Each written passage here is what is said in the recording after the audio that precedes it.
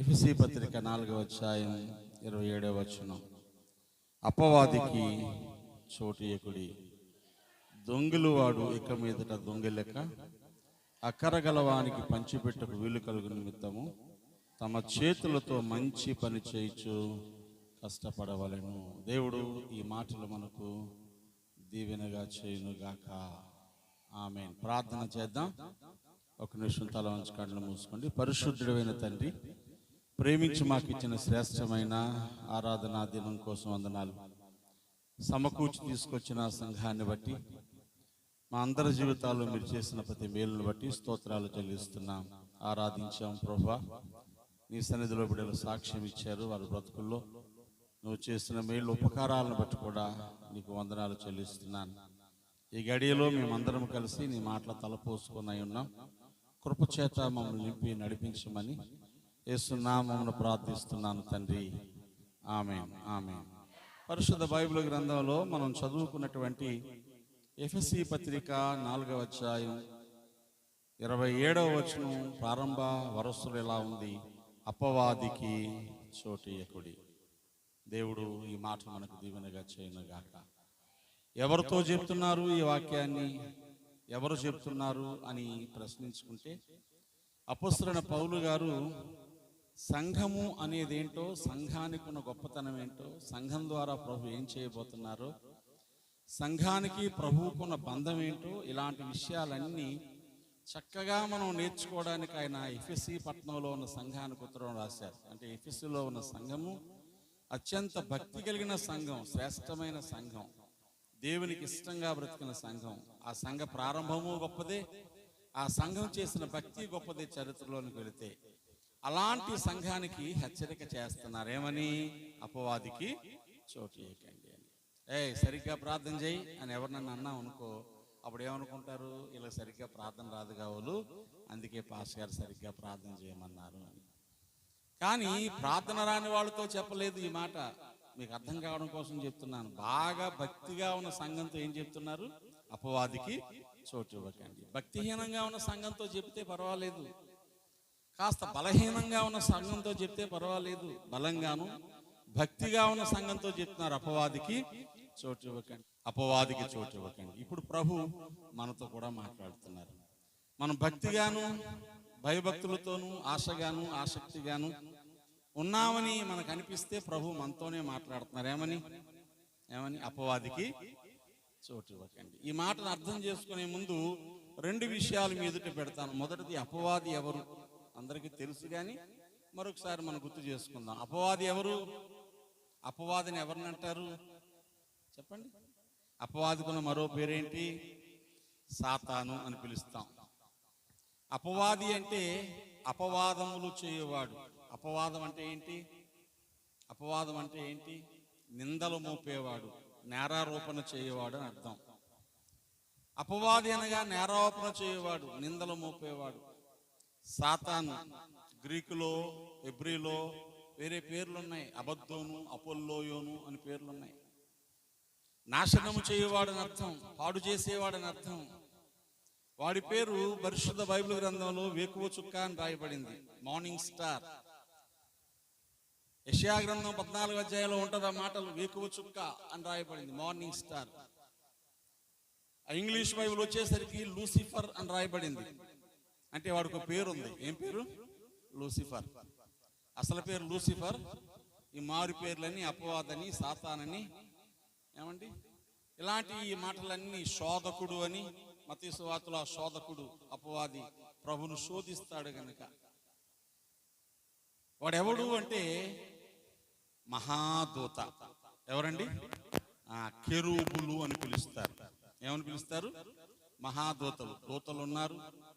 ఆ దూతల కంటే కొంచెం హై రేంజ్ దూతలు ఉంటారు. వాళ్ళకంటే ఇంకొంచెం గొప్ప దూతలు శరాపులు ఉంటారు. యెషయా గ్రంథంలో మనం దర్శనాన్ని యెషయా చూసినప్పుడు 6వ అధ్యాయంలో కనిపిస్తుంది కదా, శరాపులు. 2 రెక్కలతో ముఖం, 2 రెక్కలతో కాళ్ళు కప్పుకొని, 2 రెక్కలతో ఎగురుతూ దేవుని స్తుతించే దూతలు ఉన్నారు. యుద్ధాలు చేసే దూతలు ఉన్నారు, మిఖాయేల్. శుభవార్తలు చెప్పే దూతలు ఉన్నారు, గబ్రియేల్. వర్తమానాలు తెచ్చే దూతలు. వీళ్ళందరికంటే గొప్ప వాళ్ళను కెరూబులు అంటారు. యెహెజ్కేలు గ్రంథంలో 4 జీవులు కనిపిస్తాయి. కెరూబులు అని పిలుస్తారు, కెరూబియమ్స్ అంటారు. వీరు మహాదూతలు. అపవాది కూడా ఒకానొక మహాదూత. దూతలందరికంటే గొప్పవాడిగా దేవుడు చేశాడు. వాడు నియమించబడినప్పుడు, వాని ప్రతిష్ఠ జరిగినప్పుడు పిల్లనగ్రోవులు వాయించే వారిని కూడా దేవుడు ఏర్పాటు చేశాడు, మ్యూజిషియన్స్ని ఏర్పాటు చేశాడు. ఆ అపవాది ఎప్పుడూ దేవునితో పాటు దేవుని యొక్క సభాపర్వతం, దేవుని యొక్క సన్నిధిలో ఉంటూ ఆనందించేవాడు. ఒకరోజు ఇంతమంది తనను పొగడ్డం చూడగానే, ఇంతమంది తనను ఎప్రిషియేట్ చేయడం చూడగానే అనిపించింది, నేను కూడా దేవునితో సమానమే కదా. ఏమనుకున్నాడు? నేను కూడా దేవునితో సమానమే. దేవుడు కూర్చుండే కుర్చీలో కూర్చుంటాను, దేవుడు కూర్చునే పర్వతం మీదకి వెళ్ళిపోతాను ఆలోచించుకున్నాడు మనసులో. అంటే దేవుని స్థానాన్ని కోరుకున్నాడు. దైవ వ్యతిరేకం చేశాడు. అలా చేయడానికి ఒక క్యాంపెయిన్ నిర్వహించాడు. తనతో ఉన్న దూతల్లో కొంతమందిని తన ఫేవరిజం చేసుకొని, నాకు దేవుడికి పెద్ద తేడా ఏముంది, ఇంకా నేను లేకపోతే ఆయన ఏ పని చేసుకోలేకపోతున్నాడు. ఏమంటే అప్పుడప్పుడు చూడండి పాస్టర్ గారు సంఘంలో ఎవరి మీద ఎక్కువ డిపెండ్ అవుతాం. డిపెండ్ కాదు, వాడుకుంటా ఉంటే వాళ్ళతో స్నేహం చేస్తారు అనుకుంటారు.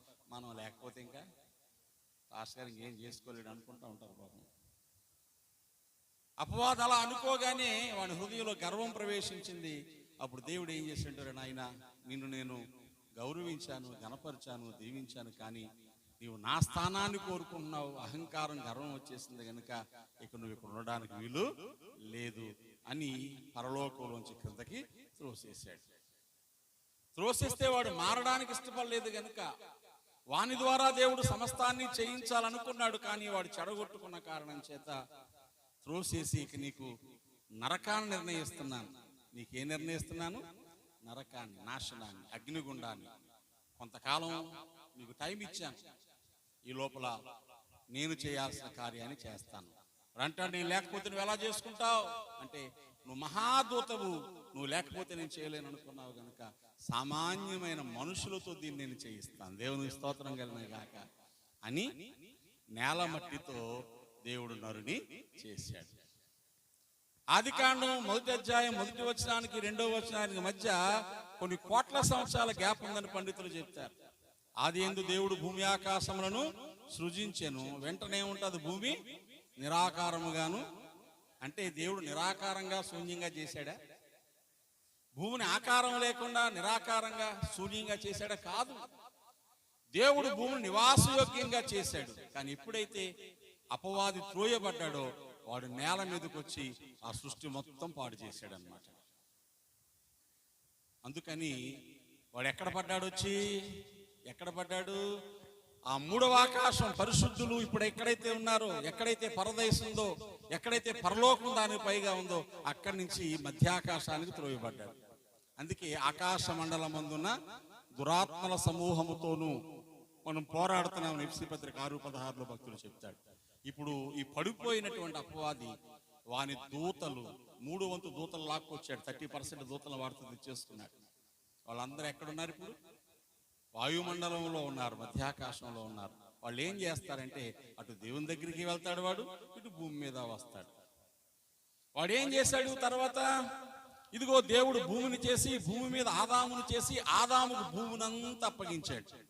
అప్పగిస్తే అపవాది చేసిన పని ఏంటంటే, నువ్వు నన్ను త్రోసేసి మనుషుని చేసి మనుషుల ద్వారా సృష్టి అంతా పాలించాలనుకుంటున్నావు కదా, నేను ఒక్కనే నరకానికి వెళ్తాను అనుకుంటున్నావా? నాతో పాటు నువ్వు చేసిన మనుషులను కూడా తీసుకెళ్ళిపోతానని ఏదైనా తోటలో ఆదామమ్మలను శోధించి దేవునికి వాళ్ళని దూరం చేసి దేవుడు ఆదాముకి ఇచ్చిన అధికారాన్ని వాళ్ళు లాక్కున్నాడు. భూమి మీద అధికారం ఎవరిది? మనుషులది. ఆదామవులు భక్తిగా బ్రతుకునే అధికారం ఎవరిది? మనది. ఇప్పుడు ఆదామవులు పొరపాటు చేసిన కారణం చేత అధికారం సాతానికి వెళ్ళిపోయింది. ఆదామవులు ఈరోజు శ్రమలోను, బాధలోను, బానిసత్వంలోను మునిగిపోయారు.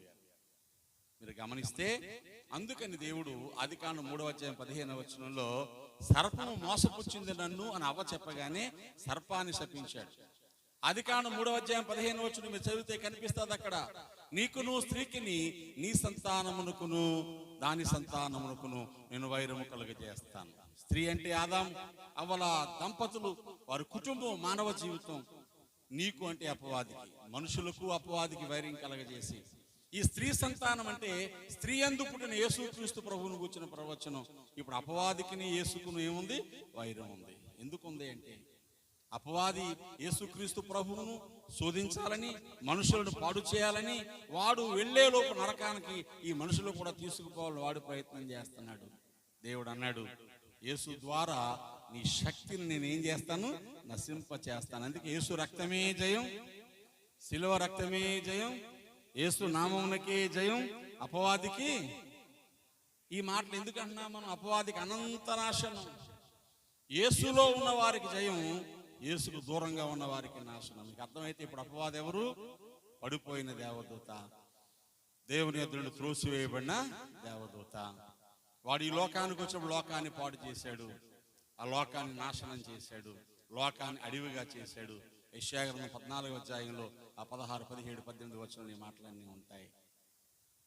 కాబట్టి అపవాది ఇప్పుడు సంఘాన్ని ద్వేషిస్తున్నాడు. ఎందుకని?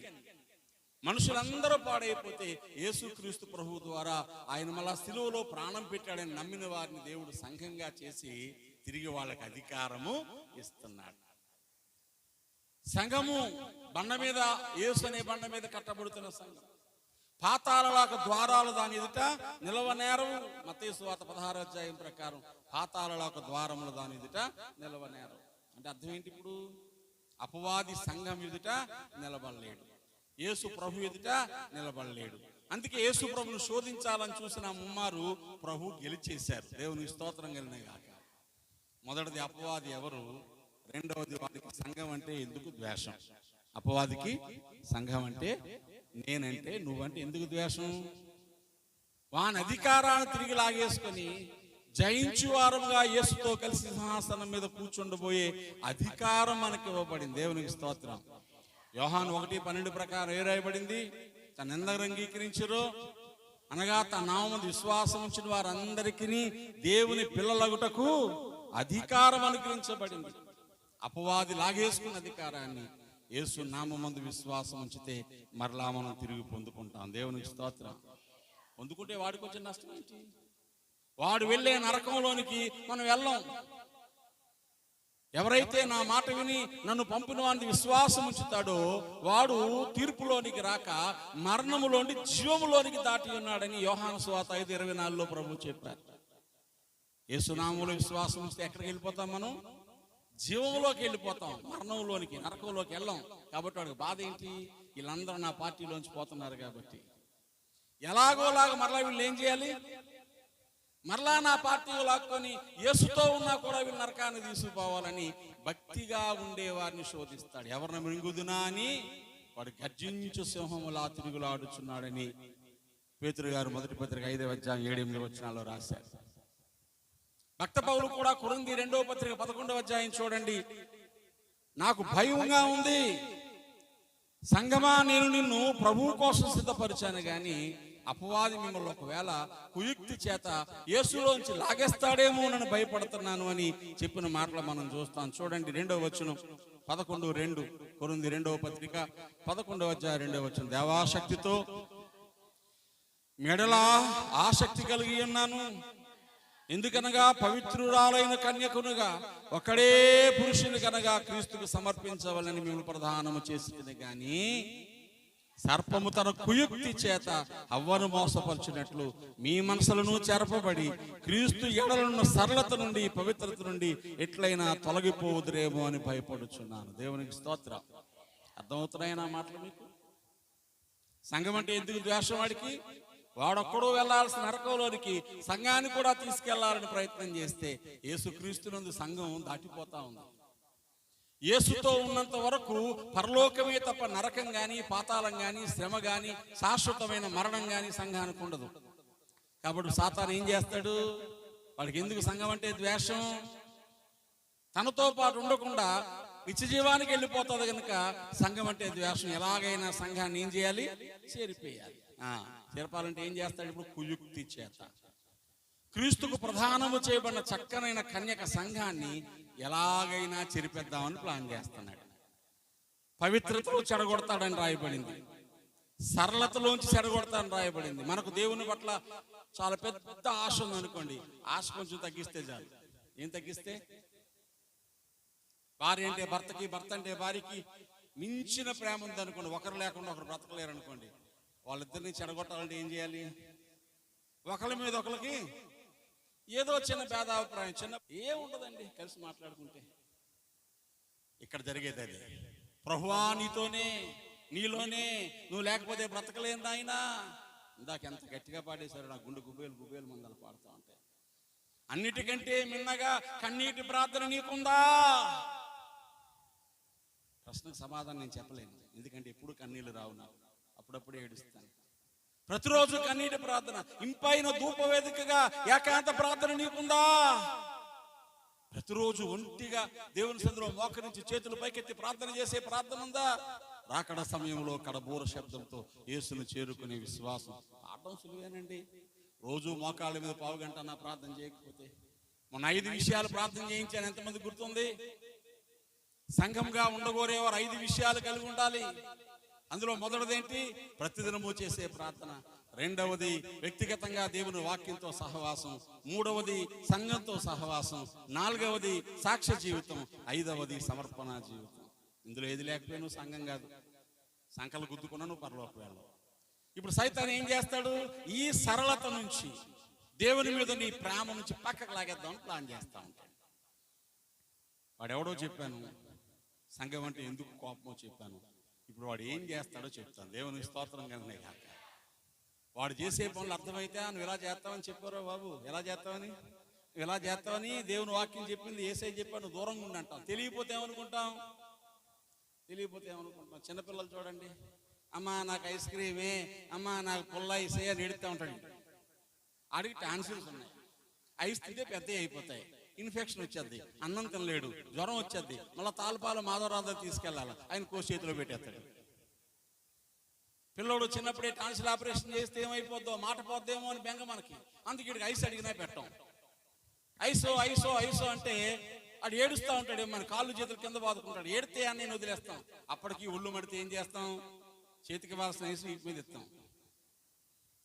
అమ్మ కొడతా ఉంటాడు, ఎలా కనపడుతూ ఉంటుంది? రాకాశిలా కనపడుతుంది, పిసినారది. ఏం చేసుకుంటుందో, 2 రూపాయలు ఐస్ కొనలా పోతుంది. ఎంత పెట్టి? పక్కింటి ఆంటీ అంటది వచ్చి, పిల్లోని అలా కొట్టేసుకుంటారా? ఏమడిగాడు మిమ్మల్ని? మీ ఆస్తి అడిగాడా, అంతస్తు అడిగాడు, ఐసే కదా, అమ్మతో డబ్బు లేకపోతే నేను కొనిస్తాను, ఎందుకు అన్నారో పిల్లలు అలా బాధ చేసుకుంటున్నారు అంటది ఆవిడ. ఆవిడ మాటలకి ఎలా కనపడుతూ ఉంటాయి? ఆవిడ దేవతలా కనబడుతుంది, అమ్మ దెయ్యంలా కనబడుతుంది. ఇంకా అక్కడి నుంచి ఆంటీ ఏం చెప్తే ఆలకిస్తూ ఉంటాడు. అర్థమవుతుందా? ఇప్పుడు మనకు ఆంటీ ఎవరు? సైతానికి. దేవునికి స్తోత్రం గారు. ప్రభు ఏమో ఇలా బ్రతుకునాయనా, అలా బ్రతుకునాయనా, ఇలా ఉండునాయనా అంటామంటే ఎంతసేపు చంపేస్తూ ఉంటారు. నీకు నచ్చినట్టు బ్రతుకు, ఎలాగన్నా ఉండు, ఒక దండం పెడితే పాలు మొత్తం అన్నీ పోతాయి, ఒక మునక మునుగుతే చాలు మొత్తం అన్నీ పోతాయని చెప్తుంటే ఎలా ఉంటుంది మనకి? ఇటు ఉపవాసాలు ఉండాలంట, కడుపు మూడు వేసేసుకోవాలంట, వచ్చో ప్రార్థన చేయాలంట. అవి ఏమి లేకపోయినా మేము పరలోకం వెళ్ళిపోతాం. ఉపవాసం చేయకూడదని బోధించే సంఘాలు ఉన్నాయి, మీకు తెలుసా? అసలు మనం ప్రార్థనే చేయక్కర్లేదని బోధించే సంఘాలు ఉన్నాయి, మీకు తెలుసా? అసలు ఆదివారం గుడికి వెళ్ళొద్దు అని చెప్పిన సంఘాలు ఉన్నాయి, మీకు తెలుసా? గొప్ప గొప్ప పట్టణాలు చెప్తాడు ఆయన శిష్యులు అందరూ చెప్తారు, ఆదివారం గుడికి వెళ్ళకండి, బడికి వెళ్ళండి. ఆదివారం గుడికి వెళ్ళొద్దా? అపొస్తలుడు పౌలు వెళ్ళలేదా? సంఘం ఆరాధన చేయలేదా? ప్రభు మందిరానికి వెళ్ళలేదా? ఏది బాగుంటుంది మనకి? ఎన్ని పనులున్నా మానేసి గుడికి రమ్మంటే సంతోషంగా ఉంటుందా? నీ ఇష్టం, అట్నుంచి జటైపో కడమప్పుడు హాయ్ అని అంటే ఎలా ఉంటుంది? గుడికి వచ్చిన వాళ్ళు త్రాక్కండ్రా బాబు అంటే దెయ్యంలా కనపడతాను నేను. నాన్న ఆరాధన అయిపోయి సాయంకాలం అందరం కలిసి పుల్లు వేసేద్దాం అన్నాను అనుకోండి, మందిరం మీ ఆడవాళ్ళు సాగుతాం, బయట కూర్చోవాలి, మీరు మగవాళ్ళందరూ గుళ్ళోనే ఉంటారు. ఎందుకు? వాళ్ళకి ఫుల్ ఆపరిస్తాను కదా నేను. వద్దు అంటే కష్టంగా ఉంటుంది. అపవాది ఏం చేస్తాడు? ఇప్పుడు ఏం చేస్తాడు వాడు? నువ్వు ప్రభువులో ఉండకుండా దేవునికి దూరంగా లాక్కుపోతాడు. తెలుసు, దేవునికి దూరం అయితే ఏమైపోతాం మనం? యోబు భార్య యోబుని ఏమన్నది? ఇంకా నువ్వు యథార్థత విడిచిపెట్టవా? దేవుడు అంటున్నావేంటి? దేవుణ్ణి దూషించి మరణము కమ్ము అంటే దేవుని తిరిగితే ఏమవుతారు? చచ్చిపోతారని తెలుసు. దేవుడి మీద ద్వేషం పెంచుకుంటే, దేవుడి మీద అలిగితే, సంఘం మీద అలిగితే, దైవజనుడి మీద అలిగితే, సంఘానికి మొహం చాటేస్తే నువ్వేమవుతావని అపవాదికి తెలుసు, నువ్వు ఆత్మలో చచ్చిపోతావని. నీ భక్తి చెడిపోద్దని వాడికి తెలుసు. అందుకని నీకు బాగలేకపోయినా పాస్టర్ చూడడానికి రాడా, ఇంకా ఆ గుడికి ఎందుకు వెళ్ళడం నువ్వు? ఆ పాస్టర్ గారు వచ్చి వారానికి 3 సార్లు వస్తాడు మీ ఇంటికి. టీ మీ ఇంటి దగ్గరే, మధ్యాహ్నం భోజనం మీ ఇంటి దగ్గరే, మీ ఇంటికాడే కూర్చొని ఆ పాస్టర్ గారు మంచోళ్ళలాగా ఉంటాడు. వాడికి వేరే పని లేదు, ఇంకేం చేస్తాడు పాపం? ఎంతకాలం డైపర్లు మారుస్తా కూర్చుందాం? మీరు చెప్పండి, డైపర్లు ఎంతకాలం మార్చొచ్చు? డైపర్ అంటే తెలుసా? చిన్నపిల్లలు 1, 2 వేసేస్తామంటే మాటి కడగలేక బద్దకస్తులు అమ్మలందరూ వేసేటువంటి గుడ్డ. చిన్నప్పుడు ఏం చేసేవారు? పిల్లలకి మాటి తుడిచి మాటి కడిగి అదే సేవ వాళ్ళకి. ఇప్పుడు ఆ సేవ చేయలేక పొద్దున్న వస్తారు, తగిలించేస్తారు, సాయంత్రం దాకా తీరుదాన్ని అండ్ మొత్తం అందులో కొలబెట్టేస్తూ ఉంటారు. నీ డబ్బులు పోతున్నా, డైపర్ మారుస్తున్నాం. ఎంతకాలం డైపర్లు వేయచ్చు? అట్లాటేమండి, 2 సంవత్సరాల వయసు వచ్చే వరకే పిల్లలకి డైపర్లు వేయాలి. ఆ తర్వాత వాడికి అలవాటు చేయాలి. బయటికి 1, 2 వస్తే చెప్పడం నేర్పాలి, బయటికి వెళ్ళి రావడం నేర్పాలి. ఇంకెప్పుడు దాకా వేయాలి డైపర్లు? 20 వచ్చేదాకా డైపర్లు వేయడమే. ఇప్పుడు సంఘాల్లో ఎంతకాలం ఇంటి చుట్టూ తిరుగుతామని తెలుసా మీకు? కొత్తగా ప్రభువులోకి వచ్చి ఒక 6 నెలలు భక్తి అలవాటు అయ్యే వరకు వాళ్ళు గుడికి వస్తున్నా లేదో చూసుకుంటాం, మాటికి ఇంటికి వస్తూ ఉంటాం, బాగలేకపోతే పరామర్శిస్తాం, రాకపోతే ఎక్కడ వెనక్కి మళ్ళీ వెళ్ళిపోతారేమో, నీకు ఎందుకు ఇలా ఉన్నాను అంటా ఉంటాం. వీళ్ళకి ఎలా ఉంటుంది? కొత్తగా వచ్చిన తిరిగేస్తున్నాడు ఈయన. ఎవరెనకల్లా? కొత్తగా వచ్చిన వెనకాల తెగ మనం పాత అయిపోయాం. ఏమైపోయావు? నీకు అర్థం కాలేని కథ అది. చిన్నపిల్లలకే పాలు పడతారు, చిన్నపిల్లలకే డైపర్లు వేస్తారు, చిన్నపిల్లలకే లాలు పోస్తారు తప్ప 30 ఏళ్ళు వచ్చినా రామ్మానికి ఉపయోగించుకొని పాలు పడతాను, చెంచేయించుకొని పాలు పడతాను, ఒళ్ళో పడుకు ఉగ్గు పడతాను. జబ్బుదానివో ఏమన్నా?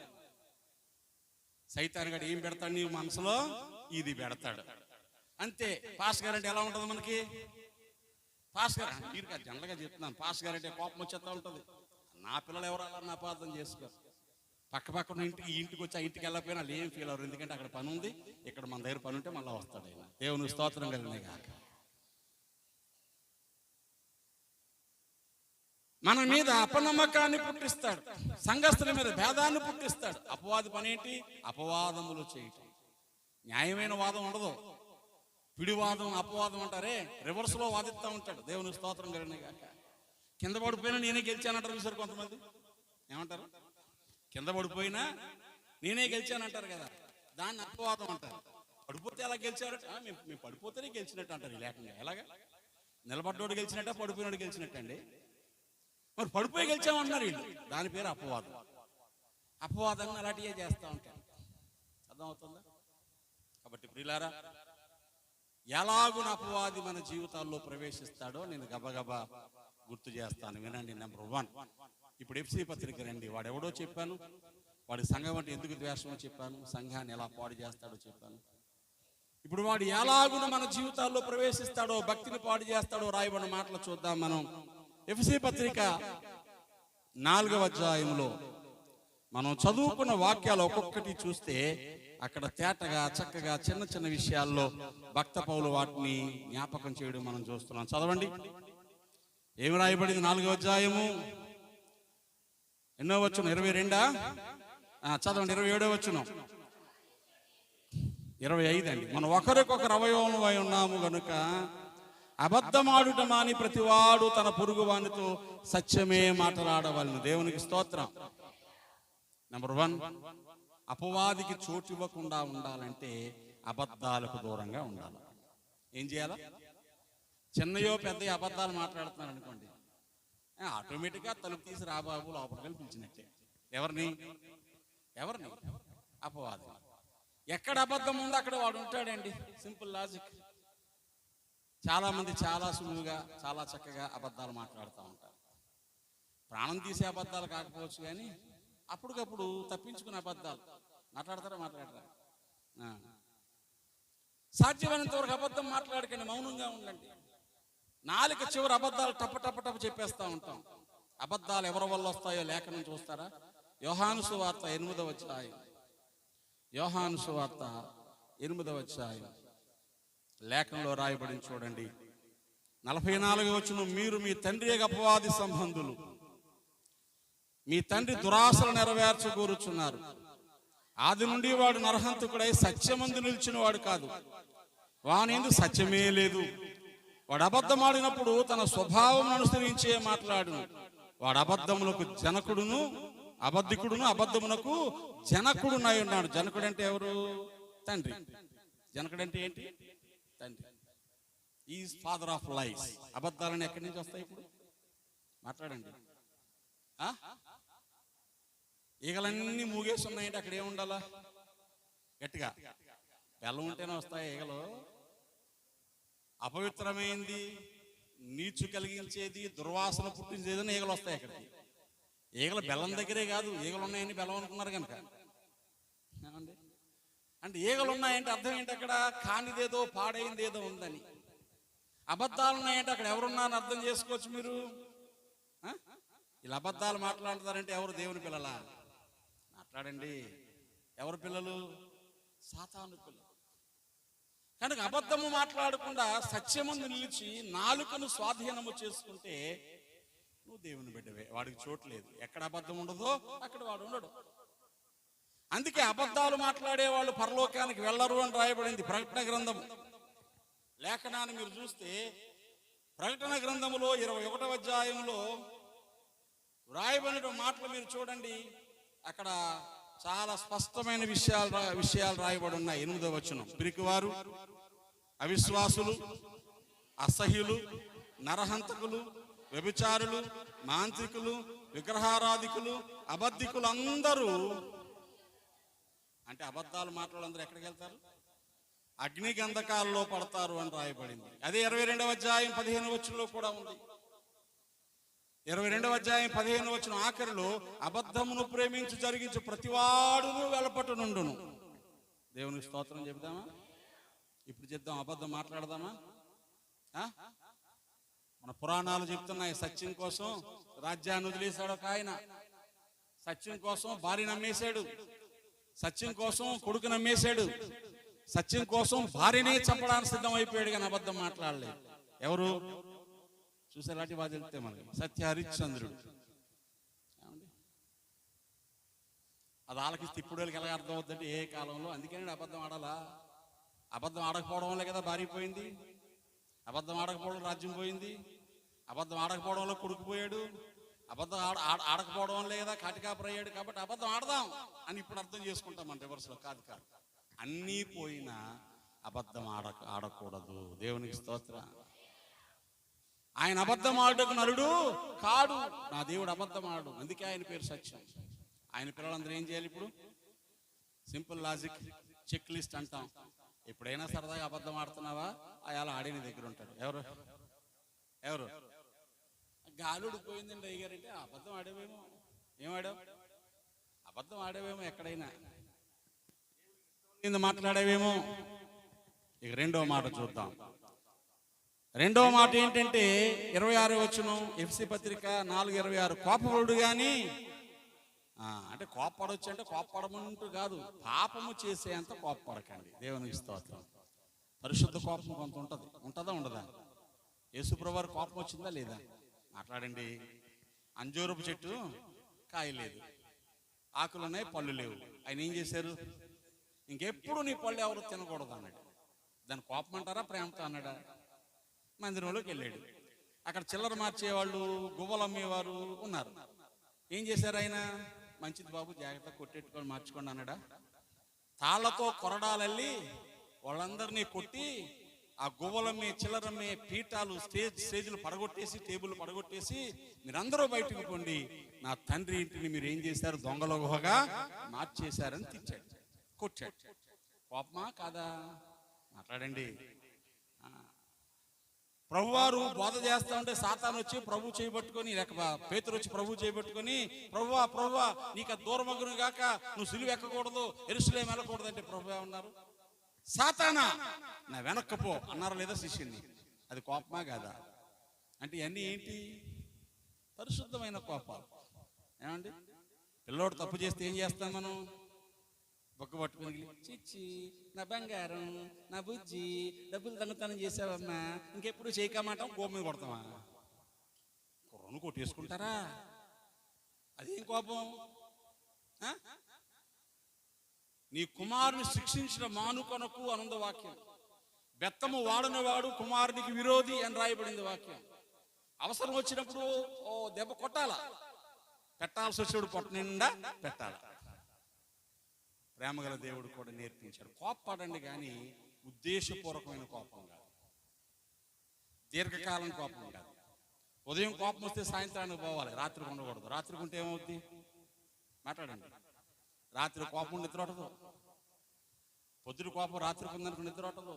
నిద్రలోనే పళ్ళు పట పట పట అలాగంటదా, ఎలాగంటాడు, అంత అంటదా, పొద్దున్న లెగ్గని నేను సంగతి చూడాలా, ఏం చేస్తానో చూడు. తెల్లారి లెగ్గాని ఆ కత్తి ఎక్కడ కర్ర ఎక్కడ అనుకుని రాత్రి కాలు చేయబడుతుంది. ఎందుకు? టెన్షన్ ఎక్కువైపోయి. ఎప్పటి కోపాన్ని అప్పుడు ఏం చేయాలి? ఆ కోపాన్ని విడిచిపెట్టాలి, ఆగ్రహాన్ని విడిచిపెట్టాలి. ఈరోజు ఎప్పుడుదో కోపాన్ని మనసులో పెట్టేసుకొని మనుషుల మీద పళ్ళు పట్టపట పట్టపట కొరికే బ్యాచ్ ఉందనుకోండి, వాళ్ళు ఎవరు చెప్పండి? దేవుని పిల్ల, సైతాని పిల్ల. అంటే ఎక్కడ నీ దగ్గర అంతరింద్రియాల్లో కోపం సుఖ నివాసం చేస్తుందో అక్కడ సైతాన్ ఉంటాడు. ఇంట్లో చెత్త ఏం చేయాలి? ఎప్పుడు ఎప్పుడు?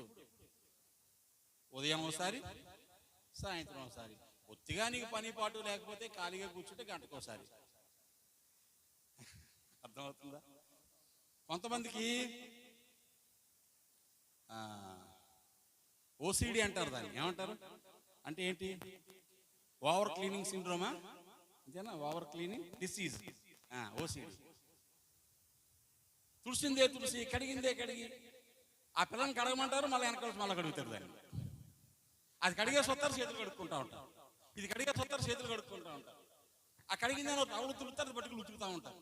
ఇలా క్లీన్తోనే జీవితం అంతా అయిపోతుంది. చాలా ప్రాబ్లం వెళ్తుంది. ఉదయం ఒకసారి తుడిసి, సాయంత్రం ఒకసారి తుడుచుకో, మధ్యలో ఎవరైనా గెస్టులు వస్తే ఒకసారి సీపురెట్ ఆడించు. అంతేగాని ఇక తుడుస్తానే సీపు పెట్టుకొని కూర్చొని నీకు సీపురికి పెద్ద తేడా ఉండదు.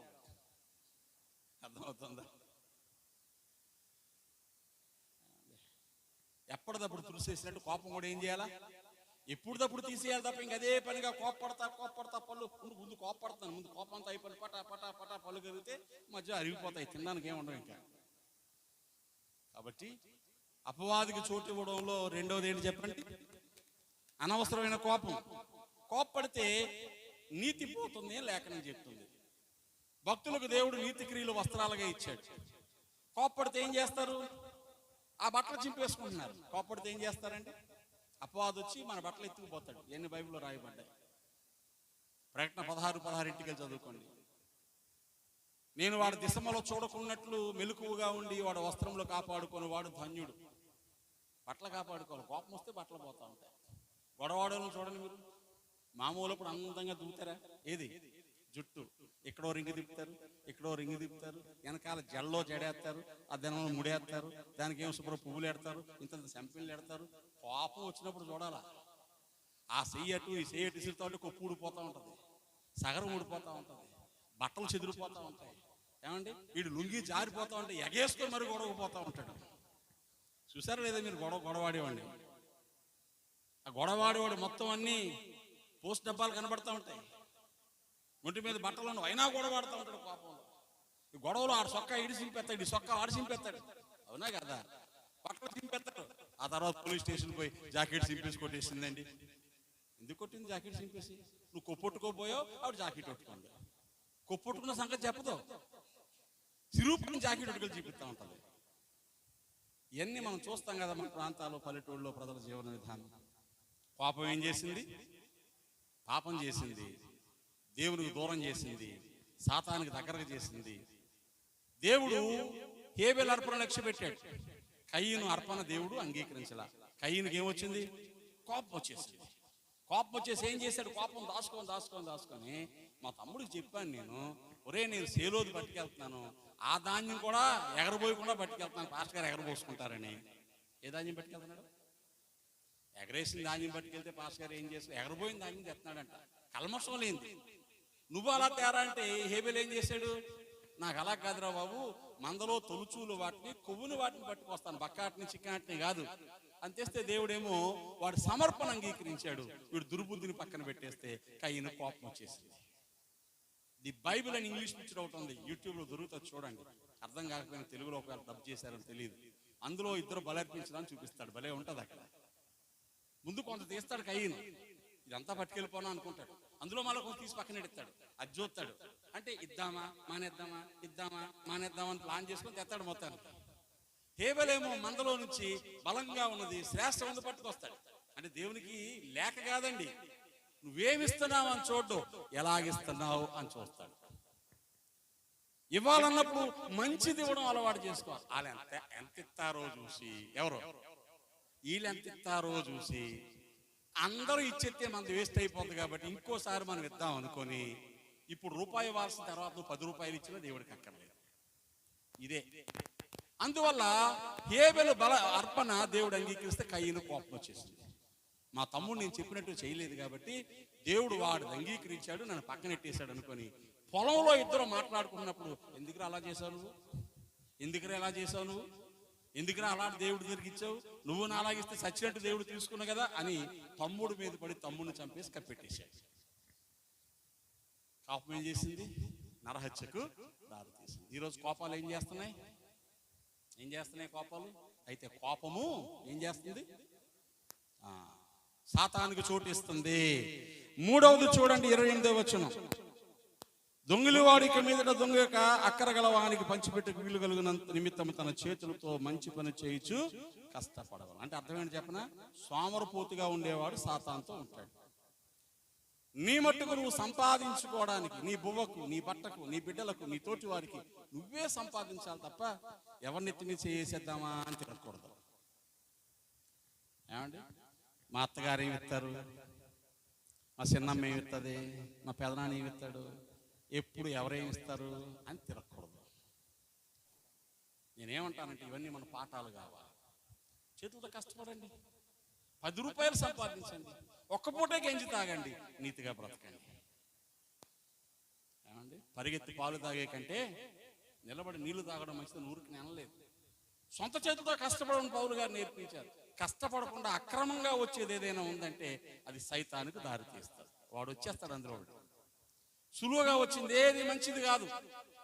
కాబట్టి ప్రియులారా, దేవుని బిడ్డలు ఏం చేయాలి? అపవాదికి చోటు ఇవ్వకుండా ఉండాలంటే జీవితాల్లో క్రమంగా బ్రతకడం అలవాటు చేసుకోవాలి. ఇది మూడవది. ఎందుకంటే దొంగలి వారందరూ కొట్టివేయబడతారు. జకర్యా గ్రంథం 5వ అధ్యాయం చూడండి. గబగబా కొన్ని మాటలు మీకు చూపిస్తాను, ఇంకొక 5 నిమిషాలు. జకర్యా గ్రంథము పాత నిబంధనలో ఆఖరి నుంచి 3వ పుస్తకం. జకర్యా గ్రంథము 5వ అధ్యాయము 3వ వచనం. అందుకు అతడు నాతో ఇట్లా, నేను ఇది భూమి అంతటి మీదకి బయలువెళ్ళు శాపమే, దానికి ఒక ప్రక్కన రాసి ఉన్న దాన్ని బట్టి దొంగలు వారందరూ కొట్టివేయబడదు. ఓ పుస్తకాన్ని చూస్తున్నాడు జకర్యా, ఎగిరిపోతుంది. ఆ పుస్తకాన్ని 2 పక్కలా రాస్తుంది. ఓ పక్క ఏం రాస్తుందంటే దొంగతనం చేసేవారందరినీ కొట్టే అని రాస్తుంది. ఇదంతా చెప్పడానికి టైం కాదు. ఏం దొంగతనం చేస్తామో మీరు చెప్పండి. నేను ఎందుకు చాలాసార్లు కఠినంగా ఉన్నా కొన్ని మాటలు చెప్తాను. దేవుని సమయాన్ని దొంగతనం చేయకండి. వారమంతా నీది, వారంలో ఒక రోజు దేవునిది. ఆ రోజు అంటే 24 గంటలు ఇవ్వక్కర్లేదు, 2 గంటలు దేవునివి. ఆ 2 గంటల్లో కూడా పావు గంట ఎగ్గొట్టేస్తున్నాం అనుకో, ఆ 2 గంటల్లో కూడా అరగంట ఎగ్గొట్టేస్తున్నాం అనుకో, ఆ 2 గంటలు కూడా ఎగ్గొట్టేస్తున్నాం అనుకో, నువ్వు మంచోడో దొంగోడువా? మళ్ళీ మనం చెప్పుకుందాం. అప్పుడు నీతో ఎవరుంటారు? దేవుడా సాతానా? చేయగలిగే పని చేయడం వచ్చి కూడా చేయకుండా ఎగ్గొట్టేస్తున్నాం అనుకో. ఓ పని కనపడుతుంది, నేనే చేయాలని వచ్చావు, అమ్మ నువ్వు వద్దులే, వేరే వాళ్ళు చేస్తారంటే పోవాలి తప్ప వాళ్ళు చేస్తారులే, ఎవరో వీళ్ళు చేస్తారులే. నువ్వు మంచోడో దొంగోడువా? అడగాలి, అయ్యా నాకేమన్నా పని ఉందా, నాకేమన్నా పని ఉందా? ఒకరోజు 8th క్లాస్ చదివే కుర్రోడు వచ్చాడు నా దగ్గరికి. నేను ముందు కూర్చొని ఇంట్లో పోర్టుకోలో కూర్చొని రాసుకుంటున్నాను. గేటు దగ్గర పాస్ గారు అనిపించాడు. బాబు ఎవరు రాను? ఏం లేదండి, చిన్న మాట మీతో చెప్పు. అది కాదు, అక్కడ ఇసుకుంది కదా, లోపల మోసేయమంటారా అని అడుగుతున్నాడు. అదేరా నీకేం పని అంటే, కాదండి దారిలో ఉండిపోయింది కదా, వాళ్ళు వీళ్ళతో కాలుతో తొక్కేసి పట్టుకుపోతారు కదా, కాలుతో తన్నేస్తారు కదా, ఇసుక లోపల మోసేయమంటారా అన్నాడు. నీకెందుకురా అంటే ఇంట్రెస్ట్ అంటే, ఊరికనే వద్దులండి, తోచింది ఏదో ఇవ్వండి అన్నాడు. నాకు చాలా ముచ్చట వేసుకుంది. ఎవరబ్బాయిరా నీ పని ఏంట్రా అని అడిగి, ఒరే నువ్వు మొయ్యొద్దు కానీ నేను చెప్పిన చిన్న పని చేయరా అని చెప్పి ఆడు ఇసుక మోస్తాను అన్నందుకు వాడికి పావు గంట పని చెప్పి 100 రూపాయలు ఇచ్చి పంపించాను. ఎందుకంటే డబ్బులు కావాలని అడగలేదండి, అని అడుగుతున్నాడండి.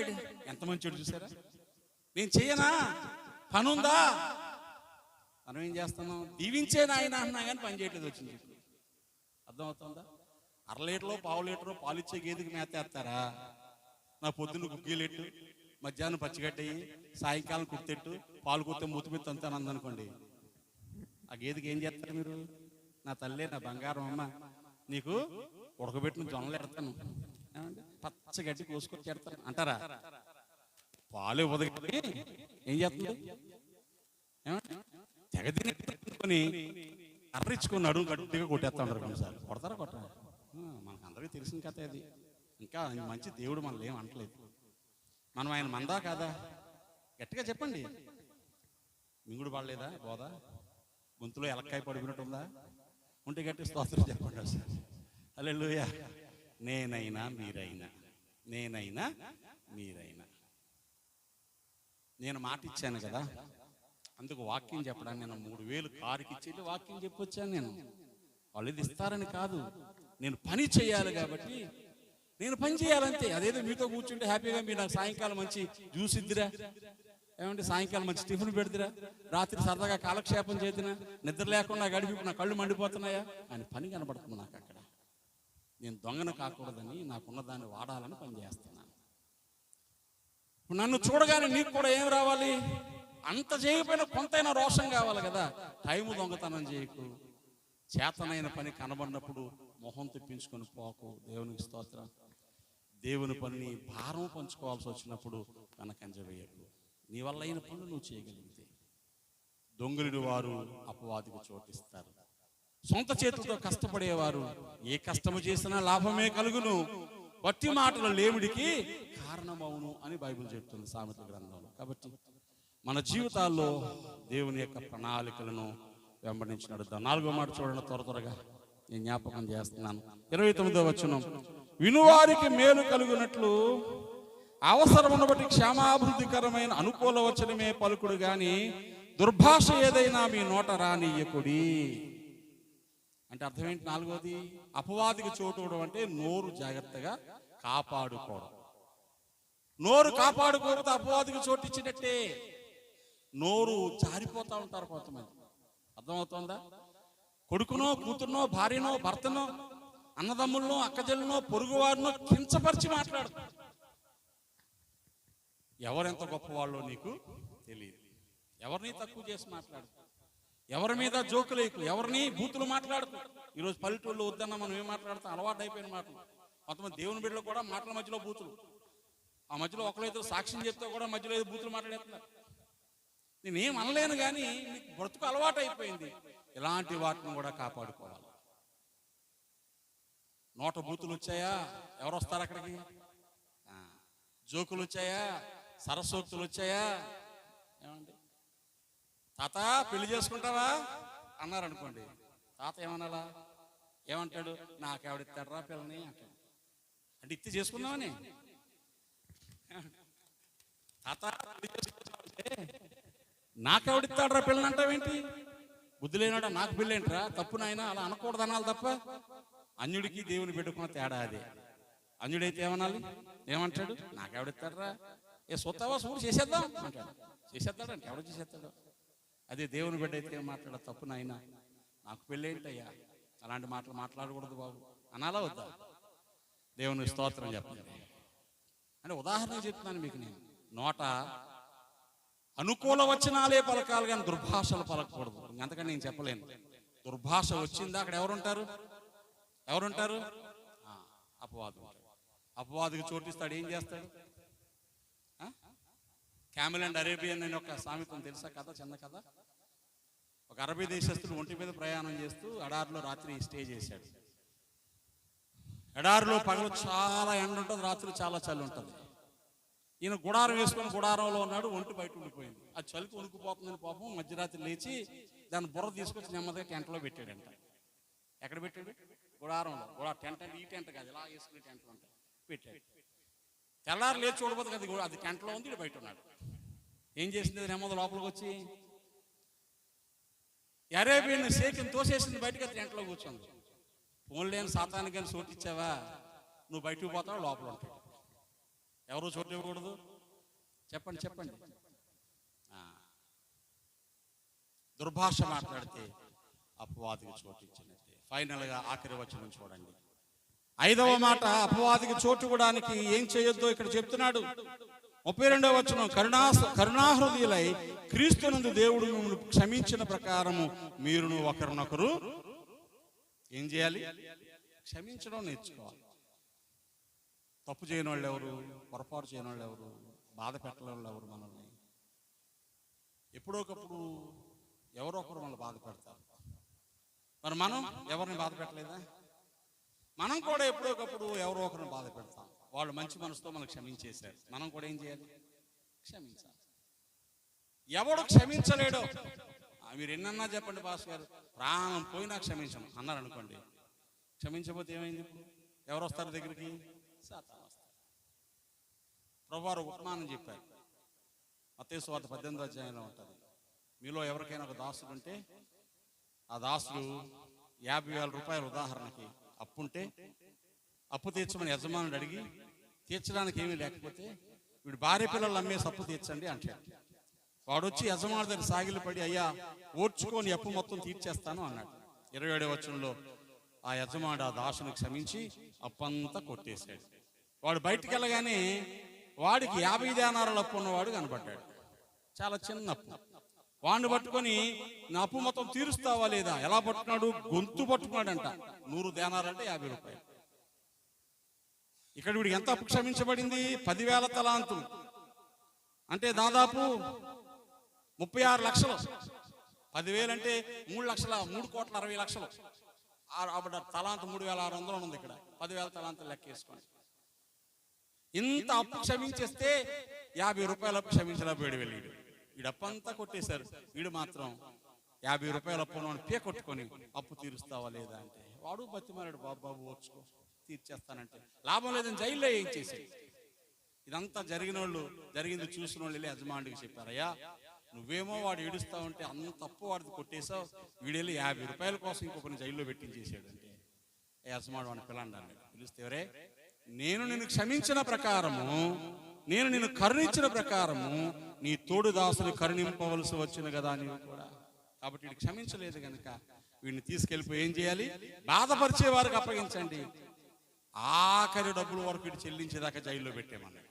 అంటే అర్థం ఏంటి? ప్రభువు నిన్ను క్షమించాడు, నీ జీవితంలో ఎన్నో పొరపాట్లు క్షమించాడు, ఎన్నో బుద్ధిహీనతలు క్షమించాడు, ఎన్నో నువ్వు చేసిన తప్పులు క్షమించాడు. నువ్వు ఈ పక్కని క్షమించకపోతే ప్రభు దగ్గర పొందిన క్షమాపణ ఏమైంది? నువ్వు అంత క్షమాపణ పొందావు, నువ్వు కొంచెమైనా క్షమించలేవా? అందుకే పరలోక ప్రార్థనలు ఏం నేర్పించాడు? మేము మా రుణస్తులను క్షమించిన ప్రకారము మీరు మా అపరాధములను క్షమించండి. మేము ఎలా క్షమిస్తున్నాము అలాగే క్షమించి ప్రభు అడగమన్నాడు. నువ్వు క్షమించకుండా క్షమించమని అడగడం న్యాయము కాదు. అలా చేస్తే ఏమవుతుంది? ఇప్పుడు ఎవరు చోటిస్తున్నాం? అపవాది. కాబట్టి ప్రియులారా, ఈ సమయంలో జీవితాల్లో అపవాదికి చోటిచ్చి నష్టాల పాలై, కష్టాల పాలై, దుఃఖాల పాలై బ్రతుకుల్లో కొట్టబడేవారు చాలా మంది ఉన్నారు. మనం అట్టివారం కాకుందుగాక. దేవుని మాటలు విందాం. వాడు చాలా చెడ్డోడు, ఏదో ఒకటి చేయకూడదు చేసి. ఇంకో సంగతి చెప్పరా, నువ్వేదైనా వాడికి అవకాశం కలిగించేది నీ జీవితంలో ఉంటేనే వస్తాడు. లొసుగులు అంటామే, అలా తిట్టేస్తున్నా మాట్లాడలేదేమంటే ఏదో లొసుగు ఉంటుంది వాళ్ళకి. ఏముంది లొసుగు అంటే ఏంటి? ఏదో బ్లాక్ మెయిల్ చేయడానికి అవకాశం ఉంది. ఈ సమయంలో ప్రభువు సందులో చేరిన అపవాది మనల్ని చూస్తున్నాడు. ఎవరిని మృగుదమా అని తిరుగుతున్నాడు, ఎవరు చోటిస్తారా అని చూస్తున్నాడు. నీవు గనక నీ ప్రవర్తన ద్వారా బుద్ధి మార్చుకోకుండా ఇష్టానుసారంగా బ్రతికేసి అపవాదికి చోటిస్తే ఎవరికి దూరం అయిపోతాం? అందుకే లేఖనం చెప్తే దేవుని యొద్దకు రండి, అపవాదిని ఎదిరించండి, అప్పుడు వాడు మీ యొద్ద నుండి పారిపోతాడు. అపవాదిని ఎదిరించడానికి నువ్వు దేవుని దగ్గరికి రావాలి. అడుగుదాం, ప్రభు అపవాదికి చోటు ఇవ్వకుండా బ్రతకడం మాకు నేర్పించు, మీ నామాన్ని మహిమపరచడం మాకు నేర్పించు అని మనం ప్రార్థన చేద్దాం. దయచేసి స్థలం మంచి కళ్ళు మూసుకోండి, ప్రభు పాదాలు పట్టుకుందాం. ఎవరు మట్టుకు వారి హృదయాలు తెరుద్దాం. పాస్టమ్మ గారు వచ్చి ముగింపు ప్రార్థన ఈ వాకింగ్ కోసం చేస్తారు. మనం ప్రభు పాదాలు పట్టుకుని ప్రార్థన చేద్దాం. ప్రభు సన్నిధిలో మనం అడుగుదాం. ఒక్క నిమిషం ఎవరు మట్టుకు వారే విన్న విషయాలు మనసులో తెచ్చుకోండి, విన్న విషయాలు మనసులో తెచ్చుకోండి, ప్రార్థన చేయండి, ప్రభు పాదాలు పట్టుకోండి. దేవా కనికరించి అపవాదికి చోటు ఇవ్వకుండా బ్రతకడం మాకు నేర్పమని అడుగుదాం. ప్రభు వైపు చూద్దాం.